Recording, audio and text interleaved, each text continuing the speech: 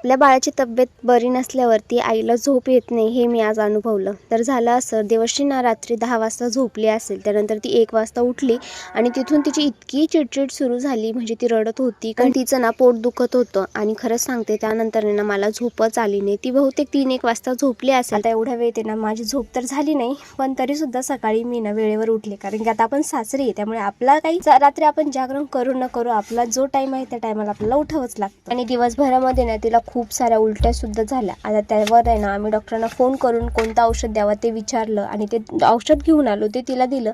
तिला थोडं बरं वाटलं, पण आम्ही ठरवलं होतं की रात्री हिला ना दवाखान्यात घेऊनच जायचं, कारण की ना ती आजारी झाली ना, तिने इतकंसं तोंड केलं होतं ना, अजिबात ती खेळत नव्हती. आता मी तुमच्यासोबत जे मी व्हिडिओमध्ये शेअर करते ना, हे सगळं माझं इव्हिनिंगचं रुटीन आहे आणि हे असंच असतं रोजचं.